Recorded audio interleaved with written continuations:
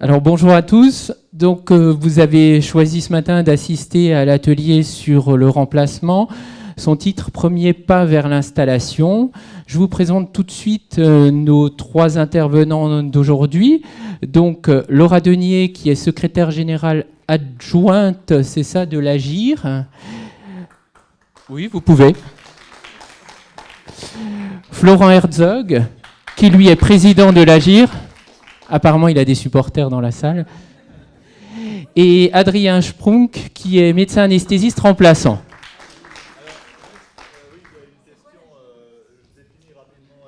Je vais lui laisser faire après. Je continue juste le petit point. Je voulais faire un sondage à main levée rapide. Qui parmi vous sont des internes en médecine générale et qui sont des internes en spécialité autre que la médecine générale? Les internes en médecine générale, tout le monde a priori, hein. Interne en médecine de spécialité autre. Bon, Adrien n'aura pas beaucoup de succès. Néanmoins, on garde son intervention parce qu'elle nous sert à nous en tant que bibliographie puisque c'est filmé cet atelier. Deuxième question, parmi vous, combien sont déjà en train de faire des remplacements et combien ne le sont pas? Donc, qui a déjà une licence, mais qui a déjà pratiqué du remplacement grâce à cette licence? Donc là, quand même, on est à une minorité nette. Voilà, donc si Florent veut bien prendre le micro et peut-être effectivement présenter l'Agir, mais vraiment 2 mots parce que l'atelier est plus court que prévu. 45 minutes, et on lance le sujet. Ouais. Donc on ne va pas faire un grand moment de publicité syndicale, mais donc Agir, c'est Alsacien généraliste, jeunes installés et remplaçants. Donc c'est un regroupement donc des jeunes généralistes et des remplaçants. Au niveau national, c'est Réagir, donc qui existe depuis plusieurs années, et qui se situe vraiment sur ce créneau un peu particulier d'exercice, qui est donc le post-internat immédiat, le début de l'installation et les diverses formes d'exercice initial. Merci. Voilà. Donc, on se lance tout de suite dans le vif du sujet, puisque la première question à se poser, c'est qu'est-ce qu'on fait, quelles sont les conditions pour avoir le droit de remplacer? Alors, Florent, la question s'adresse à vous. Qu'est-ce qu'on peut faire? Il y a deux types de remplaçants. Il y a celui qui est totalement en règle avec la faculté, qui a validé son DES et soutenu sa thèse. Donc celui-là, il s'inscrit à l'ordre, au tableau de l'ordre, et en tant que remplaçant, et donc il pratique ses remplacements toute sa vie s'il a envie. C'est une situation qui est quand même assez répandue, mais la situation qui nous intéresse plus aujourd'hui, c'est celle de l'étudiant qui n'est pas encore thésé, qui n'a pas encore fini son internat, qui lui va avoir besoin donc, pour travailler d'une licence de remplacement. Alors les conditions pour obtenir la licence, donc tout le monde n'en a pas, donc j'en parle un petit peu rapidement. Donc elle se demande auprès du Conseil de l'Ordre, donc il y a un formulaire à demander et à remplir. Il ne faut pas hésiter à le demander relativement en amont, comme ça permet de commencer à amasser un petit peu les pièces nécessaires. Les conditions pour l'obtenir, cette licence, c'est d'avoir 3 semestres validés, dont le stage auprès du praticien. Il faut avoir déposé le mémoire du stage à la faculté, et c'est la faculté donc, qui remet un papier attestant de tout ça. Ensuite, il faut un extrait de casier judiciaire, un extrait de date de naissance, quelques papiers administratifs. Donner tout ça à l'ordre, et ensuite, dans un délai qui n'est pas trop long, qui est inférieur à 1 mois, habituellement, il vous donne un rendez-vous, un petit entretien rapide, et vous avez votre licence, qui est valable jusqu'au 30 novembre de l'année en cours, et donc qui se renouvelle tous les ans, qui ne peut pas être renouvelé au-delà de 6 ans après le début de l'internat. Voilà, donc ça c'est important à savoir, donc ça ne se renouvelle pas éternellement une licence. L'autre condition qui est valable pour tous les remplaçants, c'est d'avoir une responsabilité civile professionnelle qui couvre l'activité de remplacement. Donc même si vous avez votre RCP d'interne, il faut bien penser à prendre rendez-vous avec l'assureur pour assurer spécifiquement cette activité. Habituellement, il n'y a pas de surcoût si vous avez les RCP d'interne classiques. Il n'y a pas de surcoût, mais il faut bien prévenir l'assureur de cette activité. Pensez aussi à assurer le véhicule professionnel si vous l'utilisez. Merci. Alors, les spécialistes, la licence de remplacement, ça reste valable aussi, n'est-ce pas, Adrien? Mais les conditions pour obtenir cette licence sont différentes. Alors, vous allez nous en parler un petit peu. Même s'il n'y a pas de spécialistes dans la salle, on balaye ça très rapidement, alors, s'il vous plaît. Désolé. Alors, très simplement, en spécialité, il suffit de valider en général 5 semestres. Alors, c'est valable en fonction des spécialités.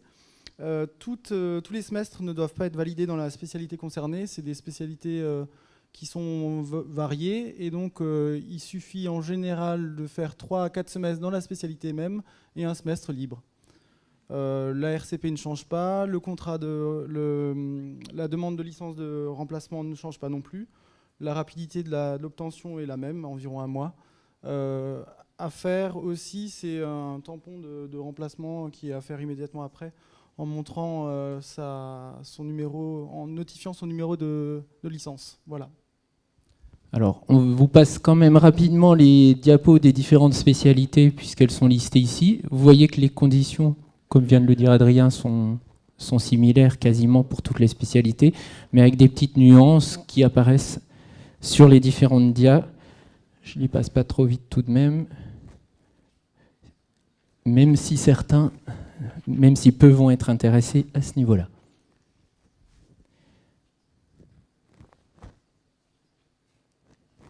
Il nous en reste encore 2. Vous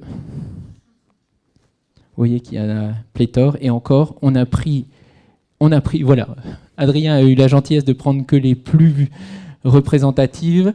Et en chirurgical, on n'en a que 2. Vous voulez dire un mot? Non? C'est bon? Il n'y a pas de chirurgien, mais en remplacement chirurgical, c'est très très peu fréquent.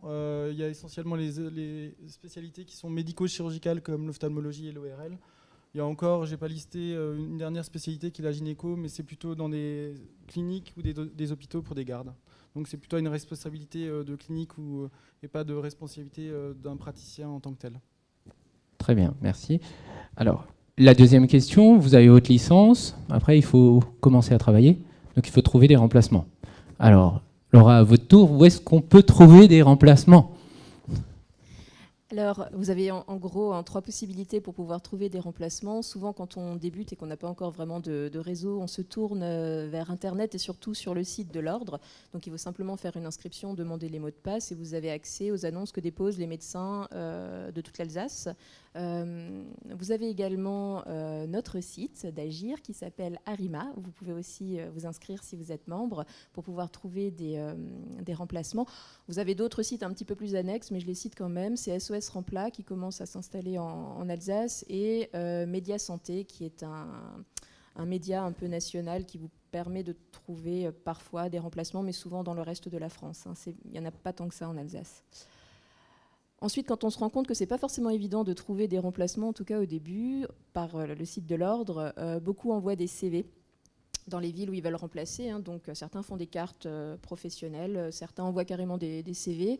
Et vous pouvez aussi appeler les médecins pour leur proposer vos services. Ça peut fonctionner. En tout cas, souvent les secrétaires ou le médecin lui-même note les noms des remplaçants. Et si un jour il a besoin de quelqu'un, il regarde sa liste et ça peut valoir le coup. À la longue, vous remplacez aussi par bouche à oreille, c'est-à-dire vos amis remplaçants ne peuvent pas assurer un remplacement. Résultat, ils vous donnent le numéro et ça tourne souvent entre remplaçants. Et il y a aussi les médecins que vous avez déjà remplacés, ils sont satisfaits de votre travail, et ils ont un collègue dans le même village, dans la même ville, qui a besoin de quelqu'un, et donc dans ce cas-là, ils vont donner votre numéro de téléphone.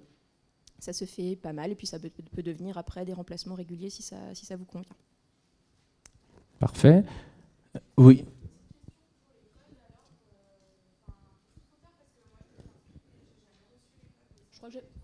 Il me semble que j'avais dû les appeler pour avoir les codes, ou alors j'y étais allée, je sais plus, tu avais fait comment toi ?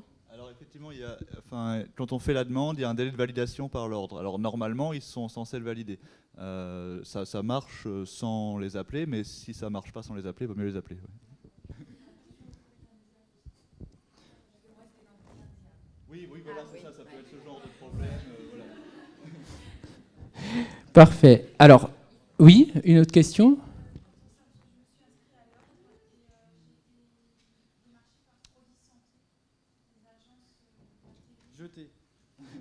Alors, il est évident que c'est pas forcément par l'inscription de l'ordre, mais Oui, c'est un peu bizarre. Hein. Ça m'étonne un petit peu. Mais à partir du moment où vous êtes sur un listing ordinal, ces agences récupèrent des listings de remplaçants et après peuvent faire du démarchage, hein, tout bêtement, puisque c'est un listing qui est public. Et donc, à partir de ce moment-là, ils peuvent faire du démarchage. Mais là, on est dans du démarchage commercial. Voilà, l'ordre ne diffuse pas comme ça, largue à Manu, les informations. Néanmoins, par contre, si tu as mis une annonce sur le site de l'ordre comme quoi tu cherches des remplacements, ben, elle peut être vue par n'importe qui. Enfin, il faut que ce soit un médecin qui ait demandé les codes, mais c'est pas trop compliqué à obtenir. Et donc à partir de là, ils peuvent récupérer les informations. Je crois que la remarque d'Adrien, c'est la plus importante. Honnêtement, c'est pas, enfin, je pense que c'est vraiment pas un bon mode de fonctionnement.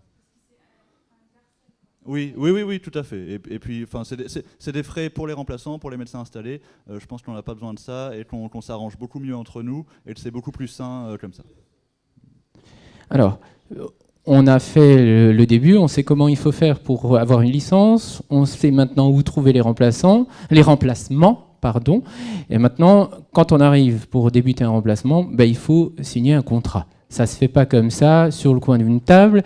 Et le contrat, il y a des règles qui sont précises. Et Adrien va un peu nous détailler ces règles de manière sommaire, parce que vous allez le voir, il va vous le dire, il existe un modèle. Tout à fait, il existe un modèle qui est accessible par Internet sur le site du CNOM. En général, c'est le contrat que j'ai toujours eu en main, donc je ne pense pas qu'il y ait de variantes spécifiques entre chaque praticien. Ça liste plusieurs articles. Le premier est que le praticien doit s'engager à dire à ses patients qu'il est remplacé de telle et telle date. Ça fait partie des bonnes pratiques. Le deuxième article signifie que vous remplacez ce praticien d'une date à une autre en mettant les jours, le dernier jour compris. Le troisième article précise que le remplacé confie son cabinet et l'ensemble des affaires qui s'y trouvent pour que le remplaçant fasse bien son travail.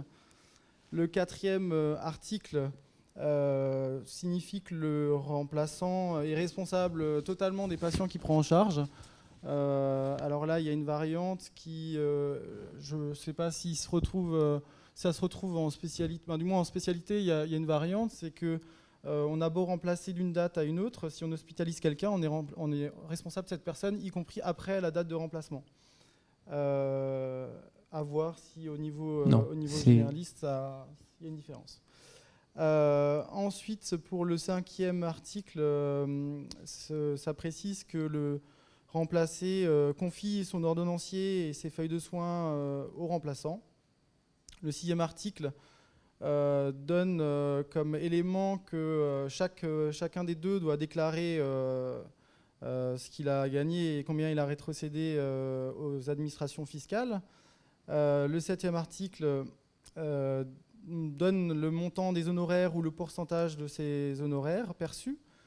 Le huitième article, c'est un article qui est pour l'instant pas tellement utile dans ces période de pénurie médicale, mais qui le sera peut-être de nouveau à l'avenir, en sachant que vous engagez à ne pas pratiquer aux alentours du médecin que vous avez remplacé plus de 3 mois durant 2 années consécutives. Alors, le plus de 3 mois, c'est pas consécutif ou non consécutif. C'est une durée cumulée de plus de 3 mois.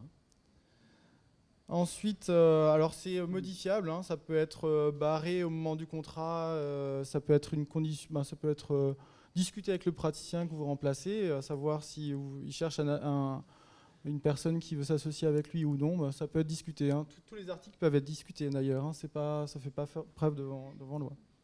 Oui. C'est quand même quelque chose qui est important, notamment dans les grandes villes, parce qu'il y a une densité, vous pouvez remplacer plusieurs médecins moi, ça m'est arrivé quand j'ai voulu m'installer avec mon ancienne remplaçante, j'ai eu pas mal de problèmes parce que mes confrères, moi je suis maître de stage, donc j'ai beaucoup de chance et j'ai beaucoup de possibilités de remplacement, parce que aussi ça se passe à l'interne, tout ça, donc c'est bon. Et donc mes collègues, je les avais aidés, en leur disant, il y a des internes que j'ai remplacés. Et le jour où j'ai voulu m'associer avec une de mes remplaçantes, en fait, les collègues du coin, ils ont dit, ah bah ouais, mais machin, j'ai négocié des mois et des mois pour arriver à un truc qui soit pas conflictuel. Donc, il faut quand même faire attention à cet article. Ouais. Oui, parce que l'article prévoit une autorisation expresse des praticiens remplacés dans ce cadre-là, mais ce qui veut dire que les praticiens remplacés qui sont aux alentours, par exemple, dans ce cadre-là, peuvent s'opposer, puisque c'est eux qui ont été remplacés pendant cette période-là. Hein. C'est pas le cas d'un remplacement de gré à gré entre deux pendant une longue période et qui finit par une installation, puisque là, la condition suspensive disparaît, puisque c'est soumis à l'autorisation des deux parties, mais pas dans le cadre des villes et des environnements.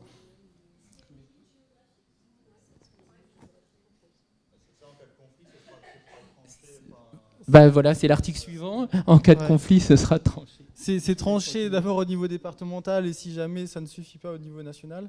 Mais il ne me semble pas qu'il y ait un nombre de métrages spécifiques entre chaque cabinet. C'est là où rentrent des discussions d'apothicaire. On finit sur le contrat et puis vous posez les questions juste après. Après, c'est vrai que là, vous êtes tous en médecine générale, mais c'est encore plus problématique au niveau spécialité parce qu'il n'y a pas beaucoup d'endroits où remplacer quand on est spécialiste. Donc les cliniques et les hôpitaux, ça ne se multiplie pas indéfiniment. Donc c'est vrai que c'est un article qui est un peu... je pense que c'est celui qui pose le plus de problèmes quand on signe le contrat. Parce qu'on se dit, est-ce qu'on ne va pas se faire avoir à la fin ? Est-ce qu'on ne va pas nous refuser de nous installer justement parce qu'on a remplacé trop durant ces 2 ans ? Donc l'article 9 et 10, c'est les arbitrages et les conciliations départementales ou nationales. L'article 11, ça dit juste qu'il faut que tout soit mis dans le contrat de remplacement et qu'il n'y ait pas de contrat annexe qui soit associé. Et l'article 12 signifie qu'il faut envoyer ce contrat au conseil départemental, normalement avant le début de remplacement, ce qui n'est pas toujours fait, mais si ce n'est pas fait, au moins que ce soit fait pendant, voire après, mais en tout cas, il faut que ça soit fait. Et ça doit être fait en 3 exemplaires. Un est à garder pour soi, l'autre c'est le remplacé qui le garde, et le 3e est envoyé. Voilà. Merci. J'ai vu des mains se lever, il y avait 1 ou 2 questions. Un petit commentaire que t'ont fait à la fois Laura et Vincent sur l'intitulé de ce fameux article 8. Dans le contrat type, en tout cas, je ne sais pas si c'est toujours le cas, mais c'est souvent, on propose de préciser en fait une limite géographique en kilomètres. Ça peut être une solution. L'autre solution, c'est d'enlever ou de barrer purement et simplement cet article. Hein. Ça peut tout à fait être fait. Actuellement, il y a beaucoup de praticiens à qui ça ne posera pas de problème de faire ça et ça peut éviter des soucis. Alors, j'avais vu 2 mains. Ça répond à la question. Il y avait une autre main. C'est bon, ça a répondu. Oui, une 3e main. Juste fort parce que c'est enregistré.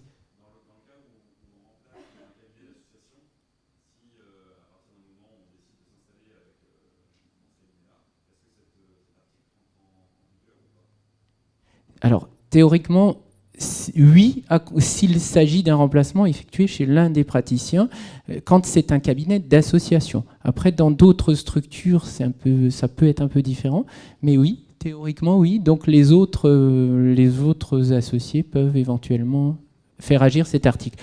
En sachant qu'aujourd'hui, et ça a été dit, il n'est que très peu utilisé et souvent barré, mais à l'avenir, ça pourra peut-être encore plus redevenir quelque chose. Vous êtes bien plus nombreux et le numerus clausus augmente encore. Encore une précision. Bien sûr, c'est pas parce qu'on a signé ça qu'on renonce définitivement à s'installer. On peut tout à fait, le praticien qui a signé ça peut y renoncer à terme. Donc c'est juste le problème si dans une zone où il y a plusieurs médecins, s'il faut faire renoncer chaque médecin individuellement à la clause, ce qui peut être un peu lourd. Et donc, s'il y a un conflit, après c'est l'ordre qui tranche.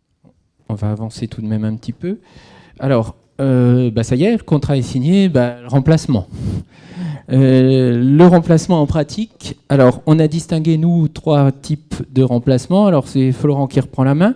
3 typologies de remplacement, le remplacement ponctuel, la notion de remplacement régulier et après les remplacements en spécialité. Donc, qu'est-ce que le remplacement ponctuel finalement, Florent ?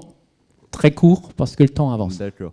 Donc bon, le remplacement ponctuel, c'est souvent le mode de début d'exercice. Donc ça consiste à remplacer des médecins installés ponctuellement, en général sur des congés ou des formations. Donc on est un peu dépendant de l'offre. C'est sûr que pendant les congés scolaires, il y a beaucoup plus d'offres qu'en dehors. Vous vous en rendez bien compte si vous cherchez des remplacements.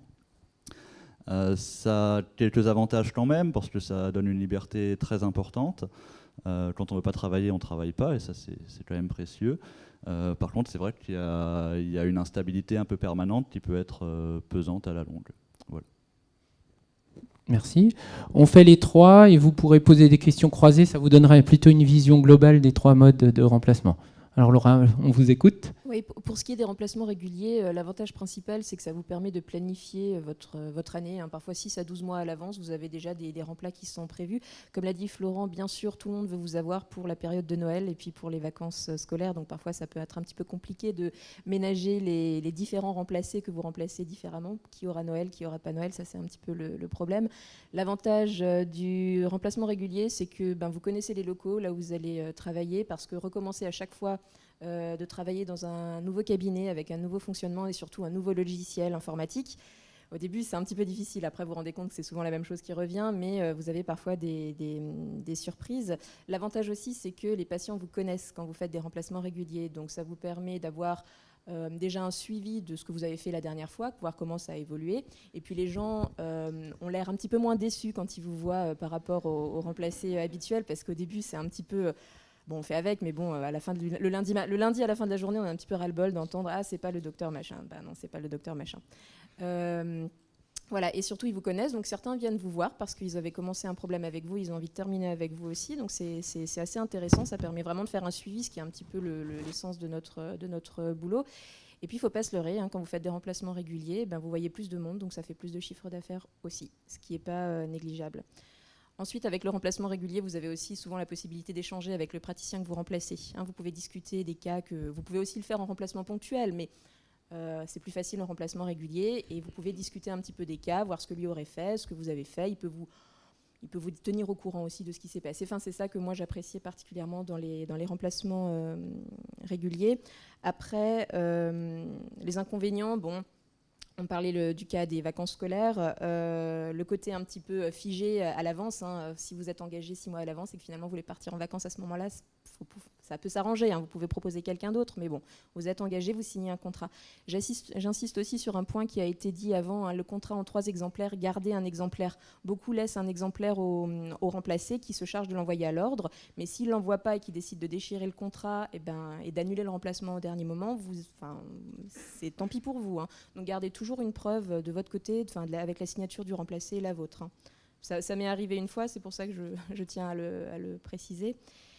Et pour les remplacements réguliers, vous engagez pas trop vite. Au début, quand on trouve pas trop de travail, si quelqu'un nous propose plusieurs semaines dans l'année, on est très content. Faites déjà une semaine de remplacement là-bas avant de vous engager, parce que vous pouvez avoir des mauvaises surprises. La plupart du temps, ça se passe très très bien. Et puis de temps en temps, ça se passe pas bien. Donc il vaut mieux avoir fait une semaine avant et ensuite s'engager sur le long terme. Merci. Et donc, il y en a pas. Oui, on fait après les trois. Même s'il n'y en a pas beaucoup, et donc Adrien va être bref, mais les particularités du remplacement de spécialité, ça vous permet quand même de l'entendre, parce que même si vous ne serez pas directement concerné, vous avez sans doute des amis, des collègues qui peuvent être concernés. C'est quand même très différent, le remplacement en spécialité. C'est très différent, surtout pour les spécialités qui sont en clinique, pas trop en cabinet, parce qu'en cabinet, ça se rapproche finalement de l'activité du médecin généraliste. En clinique, effectivement, c'est pour le moins différent, puisque le patient, du moins dans ma spécialité, ne vient pas forcément voir un praticien en tant que tel, il vient voir un spécialiste en tant que tel. Donc finalement, l'activité, on l'a toujours, du moins quasiment toujours. Les patients vous disent pas, vous n'êtes pas le docteur X, puisqu'il s'attend à voir personne en particulier. Donc il n'est pas déçu. La plus grosse différence avec la pratique en cabinet, c'est que finalement, votre remplacement peut durer plus longtemps que la durée de remplacement que vous avez signée, puisque finalement, vous continuez à vous occuper des patients qui sont toujours hospitalisés. Donc, il faut coordonner ces remplacements et pas se prévoir des périodes de battements trop courtes, puisque vous devez aller d'une clinique à une autre pour suivre les différents patients que vous avez pris en charge durant vos semaines de remplacement. Voilà, c'est les seules différences qu'il y a. Après, ça se rapproche. Le ponctuel, le régulier, c'est identique. Parfait. Alors, il y avait une ou deux questions.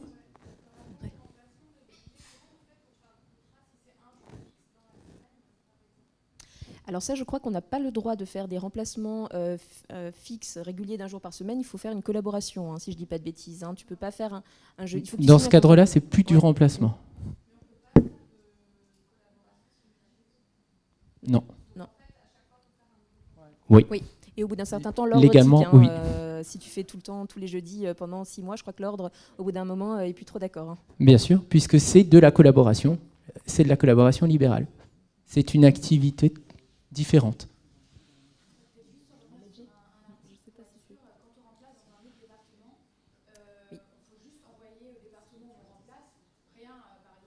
Oui. Non, du tout. J'ai remplacé dans une région, j'ai remplacé en Bretagne, dans le Finistère. Tu devais simplement prévenir l'ordre, qui m'avait donné aussi des codes d'accès. Enfin bon, il y avait et puis tu devais simplement envoyer l'ordre, le contrat dans l'ordre du département. Ouais. Votre licence de remplacement ordinal départemental est valable dans tous les départements de France. Votre numéro est un numéro local, mais il reste valable ailleurs. Alors, on avance. Non, c'est une question intéressante. Donc, effectivement, on a toujours le département où on remplace. Par contre, la licence de remplacement, c'est l'adresse où on habite. Hein, et Bien sûr. Voilà. Et vous gardez votre licence. Oui, et on essaye après d'avancer.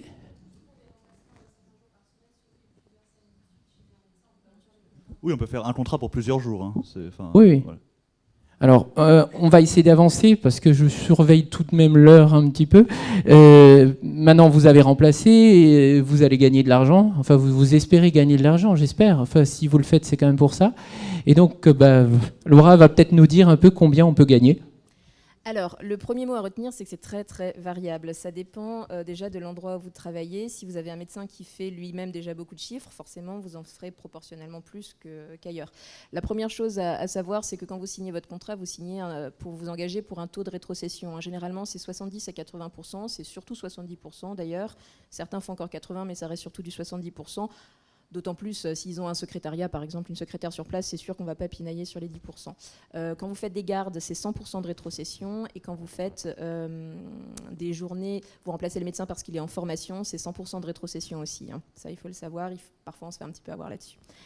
Ensuite, c'est variable les revenus parce que vous ne travaillez pas tout le temps. Il y a des périodes où vous allez beaucoup travailler, puis vous allez avoir des périodes creuses. C'est pas rare au début d'avoir un mois où vous ne travaillez pas du tout. Donc, ça se planifie un petit peu au départ. Hein.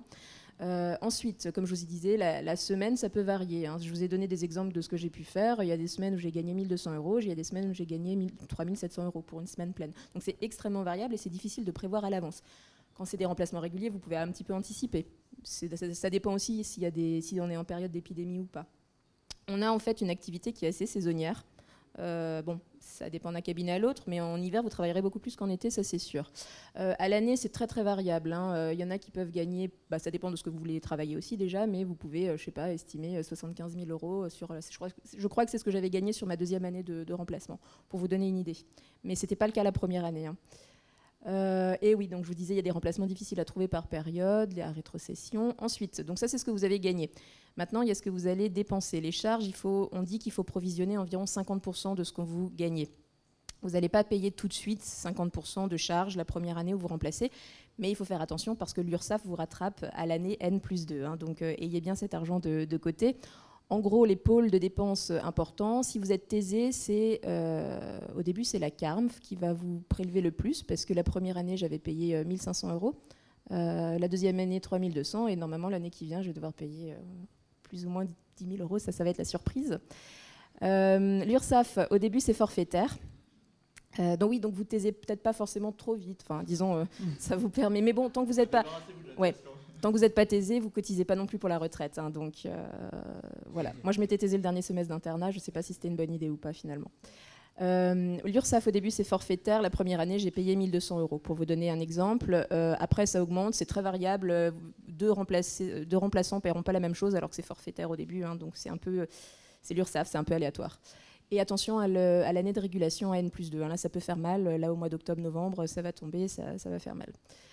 Ensuite, le troisième pôle, c'est vos impôts. Et alors là, ça dépend si vous êtes au micro-BNC ou en déclaration contrôlée. Donc, le micro-BNC, il ne faut pas dépasser un certain seuil. La première année, je crois que c'était 32 900 €. Mais c'est en train de changer, c'est un peu particulier. Vous avez le droit de le prolonger 1 an, alors qu'avant, c'était 2 ans si vous ne dépassiez pas le seuil. En fait, quand vous êtes au micro-BNC, vous avez droit peu importe vos frais, vous avez un abattement automatique de 34% de votre chiffre d'affaires déclaré à la fin de l'année. La déclaration contrôlée, vous soustrayez, vous enlevez vos dépenses. La première année, moi j'ai eu en déclaration contrôlée environ entre 10 et 15% de charges. Donc c'était beaucoup moins avantageux que le micro-BNC, où vous avez 34% d'abattement.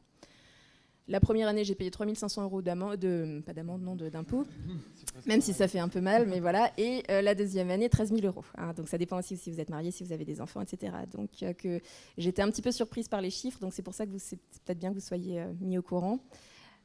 Ensuite, les derniers postes des dépenses, vous avez l'ordre, 300 €. La GAS est plus ou moins obligatoire à partir du moment où vous êtes en déclaration contrôlée. Je l'ai payé 180 €, c'est pas du tout négligeable. C'est bien d'avoir une AGA. Ils peuvent souvent vous conseiller quand vous n'avez pas de comptable. Donc c'est très bien, et puis ça ne coûtait pas si cher que ça au final comparé aux impôts. La cotisation foncière des entreprises, ça dépend de la ville où vous habitez, j'avais payé 556 € à Strasbourg, je crois, la première année. Les assurances, RCP, la mutuelle, éventuellement une prévoyance, ça c'est à vous de voir. Moi je vous conseille d'en avoir une, mais ça c'est à vous de voir. Le syndicat, qui ne coûte pas cher du tout, en tout cas, 95 € quand j'ai payé. Le comptable, ça dépend, c'est variable d'un comptable à l'autre, de 1 200, 1 500 €. C'est surtout utile quand vous êtes en déclaration contrôlée. Tant que vous êtes au micro-BNC, vu qu'il n'y a pas vraiment on ne peut pas vous embêter sur les dépenses que vous avez faites, c'est pas forcément obligatoire. Et ensuite, il y a l'essence, le petit outillage. Au début, quand on remplace, on achète souvent une mallette, un stéthoscope, etc. Donc c'est un certain budget. Parfait, super, très clair. Oui, très vite. Il y a quelqu'un devant vous, désolé. Mademoiselle.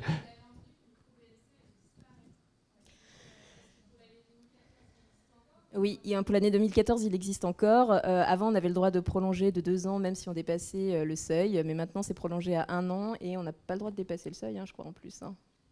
Bon, il y aurait un atelier très long spécifiquement là-dessus, c'est vraiment compliqué. En tout cas, le micro-BNC n'a pas disparu. On a toujours droit au micro-BNC si on est en dessous du plafond qui est de 32 900 €. Et on a le droit de le dépasser 1 an. Il existe des conditions particulières pour le dépassement de la deuxième année, mais en gros, actuellement, on dépasse une fois et après on ne dépasse plus. Pour vraiment schématiser. Une deuxième question rapide.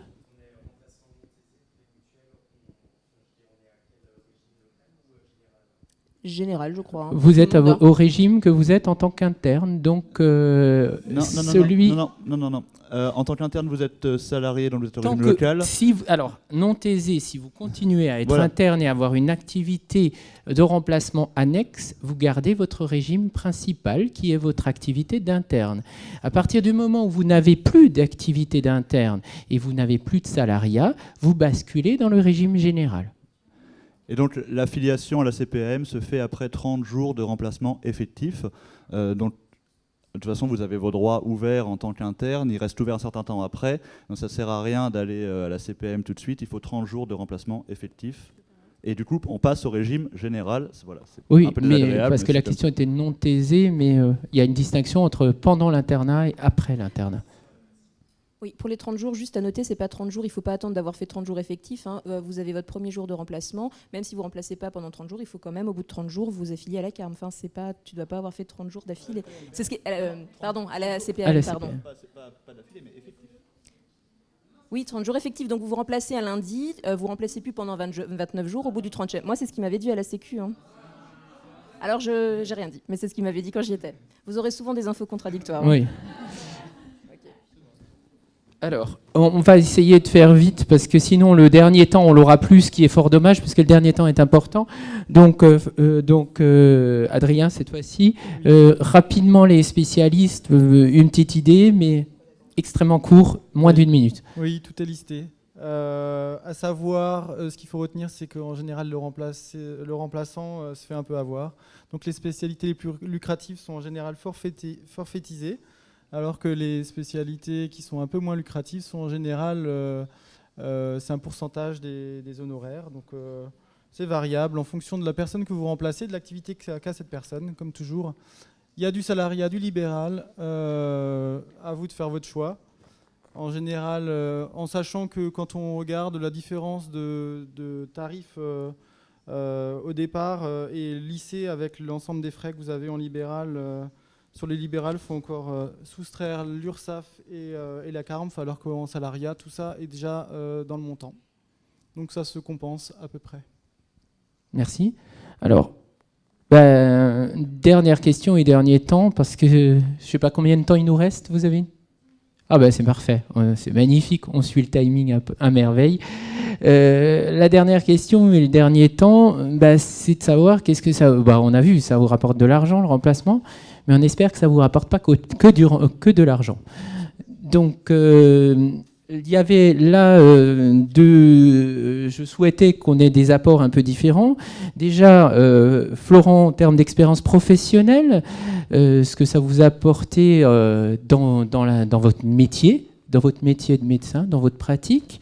Et après, on demandera à Laura de nous expliquer un peu ce que ça lui a apporté pour son avenir, en prévision de devenir docteur installé. Voilà, mais en prévision de le devenir. Et donc maintenant, elle l'est.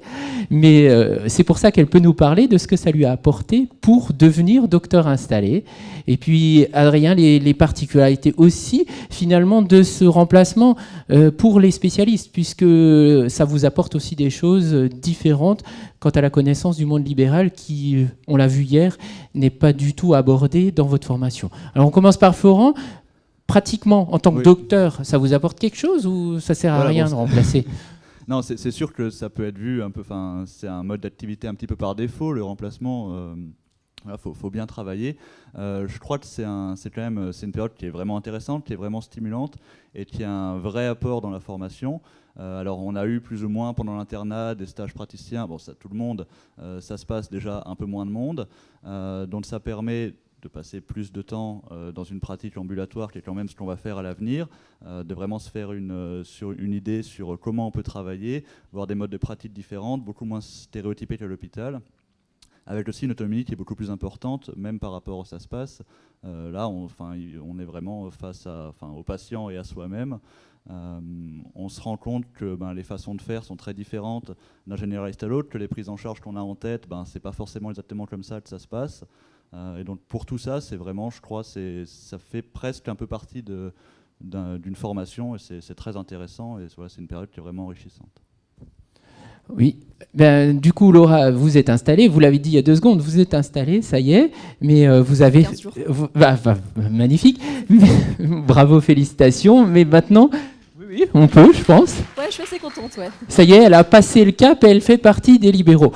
Et maintenant, dites-nous un peu ce que cette période-là vous a apporté, parce que je crois que vous avez fait pas mal de remplacements réguliers, justement, avant, en préparation. Donc, dites-nous un peu. J'ai fait surtout des remplacements réguliers parce que je me suis rendu compte que ce que j'aimais, c'était la stabilité. Ça dépendra de vos envies à vous. Ça m'a surtout apporté j'ai pu savoir comment je voulais travailler, comment je voulais m'installer. Pour moi, l'idée était assez claire de m'installer de pas trop attendre pour le faire. Donc j'ai pu savoir que je voulais travailler plutôt en ville. Donc je me suis installée à Haguenau plutôt qu'à la campagne parce que j'avais pas forcément envie de faire de garde, parce que j'avais envie d'avoir à proximité un hôpital, des spécialistes. C'est clairement plus facile en ville. Après, la campagne a d'autres avantages. Vous prenez plus en charge le patient dans sa globalité. En tout cas, moi, je m'étais décidée pour la ville. Je savais aussi que du coup, je voulais travailler en association et pas seule parce que ça me permet d'échanger avec les praticiens. Ça permet aussi de vous remplacer au pied levé si un jour vous n'êtes pas bien, vous êtes malade. C'est votre collègue qui assurera la consultation pour vous. Donc, le cabinet n'est pas fermé. Et ça me permet aussi de savoir que je voulais travailler avec des secrétaires et pas toute seule. Alors ça, c'est chacun qui voit ce qu'il aime. Il y en a qui travaillent avec des secrétariats téléphoniques, c'est bien aussi. Mais moi, j'avais envie d'avoir quelqu'un qui encaissait pour moi les consultations, faisait la comptabilité, scannait les papiers, rappelait les patients quand il y avait un problème, préparait les ordonnances que demandaient les patients quand ils passent au cabinet parce qu'ils ont perdu une ordonnance, par exemple. J'avais pas envie d'être interrompue dans les consultations pour ça et surtout ne pas être interrompue en permanence par le téléphone. Pour moi, c'était assez clair. Ça m'a permis aussi de voir un peu comment je voulais organiser mon bureau. C'est bête, mais au début, on ne sait pas trop comment faire. Donc, voir les idées des différents praticiens chez qui j'étais, c'est enrichissant, ça c'est clair. Et puis, voilà, ça m'a permis aussi de savoir comment travailler, comment organiser mon temps. Bon, j'ai repris une patientèle, donc j'ai surtout respecté ce qu'il avait fait parce que je trouve que j'aimais bien ce qu'il faisait, mais c'est aussi pour ça que je me suis installée là-bas. Je pense que à mon sens, c'est important de remplacer avant de s'installer. Certains le font directement à la fin de l'internat, pourquoi pas, mais c'est un petit peu plus l'inconnu. Vous aviez remplacé le médecin, le cabinet Oui. dans lequel Oui. vous êtes installé Oui, mais maintenant? dans le but d'une installation, je me suis installée donc là en octobre et j'avais commencé à le remplacer à partir du mois de décembre de l'année dernière. On avait fait peut-être 6 ou 7 semaines de remplacement avant de se décider de m'engager. Alors, vous l'avez vu hier, ça a été aussi dit dans les stages. On ne s'installe que là où on connaît, par les stages, sans doute. Mais le remplacement, c'est aussi un moyen, et je pense que vous en conviendrez, justement d'expérimenter des terrains d'activité différents et de finir par faire ce choix et cette décision. Oui? Non? Oui, clairement. Oui, tout à fait. Alors, n'hésitez pas, je crois, à aller expérimenter des lieux, des modes d'activité très différents. C'est l'occasion, pendant le remplacement, pour vous faire cette idée. Je crois que c'est un message, c'est un peu le message que vous avez fait passer. Oui, et puis comme ça, vous verrez aussi, surtout si vous voulez vous installer ou pas. Parce que vous avez toutes les contraintes qui s'accumulent quand vous êtes installé, que vous n'avez pas du tout en tant que remplaçant. C'est du travail en plus. Mais je pense que c'est une bonne idée de s'installer. Je le pense aussi. Du coup, il y a une question. Pardon.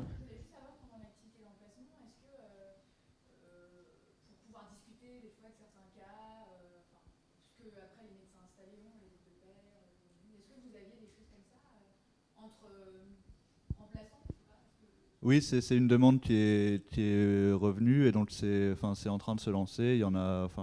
Il y a eu qu'une réunion pour le moment, mais ça se met en place. C'est effectivement une demande qui est revenue plusieurs fois. Et je crois que c'est très important d'avoir Finalement, le remplacement, c'est quand même au tout début, on peut se sentir un peu isolé. C'est vrai qu'on est un peu tout seul. On arrive dans un endroit où le praticien est parti, surtout s'il n'y a pas d'associé. On rentre chez soi le soir. C'est important d'avoir un espace de discussion pour échanger sur la pratique. Oui, c'est vraiment essentiel. C'est un peu notre rôle aussi. Ouais. Alors, on va essayer de conclure, ou du moins de laisser la place encore à Adrien. Dans votre formation, elle n'est aujourd'hui que hospitalière publique. Les spécialistes, pour l'instant, ça débute, l'ouverture au monde libéral. Donc ma question, elle va être claire, c'est qu'est-ce que vous apporte le remplacement de ce côté-là? On est dans les assises de l'entreprise médicale libérale. Donc qu'est-ce que ça vous apporte, le remplacement, pour cette vision du monde libéral? Alors, les choses bougent malgré tout. Parce que oui, les choses bougent, je le disais. Mais il y a aussi du moins dans ma spécialité, il commence à y avoir des stages, y compris en clinique. C'est d'ailleurs de la demande des cliniques expressément, c'est pas la demande des internes, mais les internes sont contents d'y aller malgré tout. Alors les principales choses qui choquent, du moins qui sont différentes, c'est l'activité en elle-même, c'est la rapidité des prises en charge. Du moins, c'est en libéral finalement. Vous devez traiter des gens, vous devez en traiter beaucoup plus qu'à l'hôpital. Donc c'est une entreprise qui doit rouler, qui doit bien être huilée. Donc c'est une organisation qui est ultra opérationnelle. Donc c'est de voir une organisation telle qu'on aimerait la voir à l'hôpital. Donc c'est pas mal d'envoyer des internes travailler en clinique, puisque finalement ils ramènent des idées qui sont des fois reprises à l'hôpital. Ça doit marcher dans les deux sens. L'autre chose qu'il y a d'extrêmement différent en clinique ou versus à l'hôpital, c'est tout ce qui est informatisation. C'est vrai qu'à l'hôpital, on est encore très en retard par rapport aux cliniques. Donc c'est de voir les différents programmes, et c'est y compris en cabinet, je pense que ça doit être pareil. C'est plein de programmes informatiques, vous faites votre avis, il faut être malléable. C'est aussi ça la richesse du remplaçant, c'est qu'il faut être malléable, faire en fonction des pratiques qui sont faites avant vous, qui seront faites après vous, prendre le meilleur, essayer d'oublier le moins bon. Et puis la dernière chose qui est extrêmement différente de l'hôpital, c'est que malgré que la personne ne va pas forcément voir un praticien en tant que tel dans une clinique, mais comme vous la suivez chaque jour, nous, une relation qu'on a finalement très très peu à l'hôpital.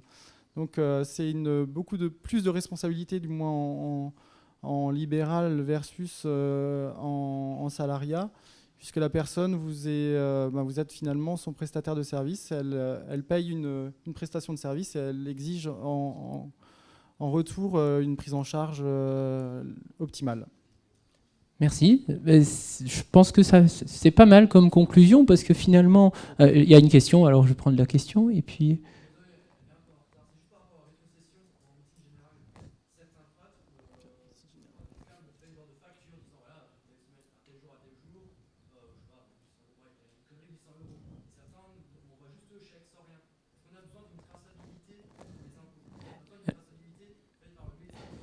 Alors, la réponse, elle est claire. Lui a l'obligation de déclarer aux organismes fiscaux, en l'occurrence en particulier l'URSSAF, qui est le plus regardant là-dessus, les honoraires qu'il rétrocède. Il le fait avec vos coordonnées. C'est obligatoire. Et c'est ça qui sert d'élément. Et vous devez déclarer de votre côté la même chose dans l'autre sens. Et la vérification se fait à ce niveau-là. Ce n'est pas une pièce comptable qui vous suffit. Par contre, l'encaissement de vos rétrocessions, celui-là, il est bien de le faire, et on en avait parlé hier dans un autre atelier, de créer rapidement des comptes pro, de le faire à part, de le faire sur des comptes pro, afin d'avoir également pour vous une traçabilité de tout ce que vous encaissez. Mais la facture en elle-même n'est pas une pièce aujourd'hui légale. Oui, et de toute façon, c'est difficile de les obtenir. Disons, il faut relancer les praticiens pour qu'ils le fassent. Mais comme dit, elle ne vous apporte pas aucun élément indispensable. C'est sa déclaration à lui, à l'URSSAF, qui va servir de le faire. Et il le fait puisque lui, il veut le déduire. Le problème, c'est que lui, il veut déduire ça de ses revenus. Donc, vous inquiétez pas qu'il va bien déclarer qu'il vous a rétrocédé quelque chose. Sinon, il ne peut pas le déduire. Donc, il n'y a pas de souci, c'est déclaré.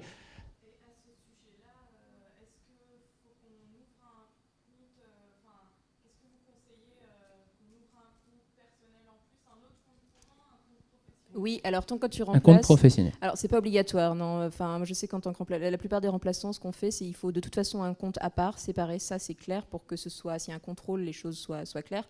Le compte professionnel n'est pas obligatoire.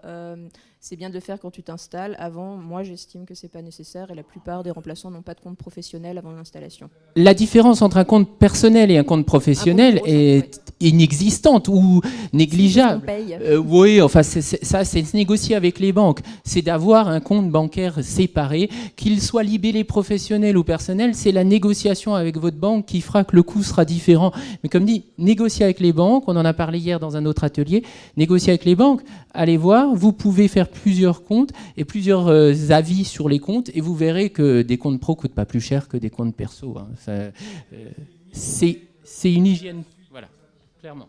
Disons, ça évite de faire ce que j'ai dû faire lorsque je me suis installée, c'est-à-dire changer de compte perso en compte pro et donc tout basculer d'un compte à l'autre. Et ça peut être c'est compliqué. C'est compliqué pour un coût qui va être, je vous dis, modique si vous négociez avec votre banque. Et une dernière question, parce que vraiment, il y en a deux. Alors les deux, allez. C'est un compte courant. C'est des comptes courants.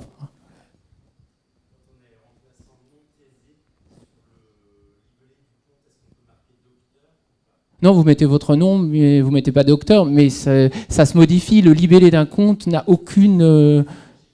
Oui, vous mettez votre nom, mais il n'y a aucune... Non, vous ne mettez pas docteur, vous n'êtes pas docteur. Mais même Thésée, j'avais pas docteur sur mon compte normal, sur mon compte que j'utilisais pour le professionnel. Mais vous n'êtes pas obligé d'avoir docteur sur votre compte professionnel non plus. Hein. Vous êtes monsieur. Oui, je crois qu'on va terminer là, sauf si vous aviez des choses. Moi, je tenais à remercier les trois intervenants parce que c'est un exercice pas facile. J'en profite, s'il y a encore des questions qui restent, on organise avec le SARA une après-midi consacrée entièrement au remplacement le 8 novembre. Donc s'il y a encore des questions qui restent, voilà. Et pour vous dire, moi en conclusion, n'hésitez pas, des remplacements il y en a. Il y a une polarisation géographique en Alsace. Le sud du Haut-Rhin est sinistré en termes de médecins, vous l'avez vu hier dans la présentation démographique. Il l'est également pour les remplaçants. Donc n'hésitez pas, il y a de la place. À Strasbourg, vous aurez peut-être, et ils vous l'ont dit, des difficultés à manger tous les jours. dans le sud du Haut-Rhin, ou plus vous allez aller vers le sud, moins vous aurez de difficultés à remplir, même hors période de vacances scolaires. Donc n'hésitez pas. Et en tout cas, bon remplacement à tous et merci.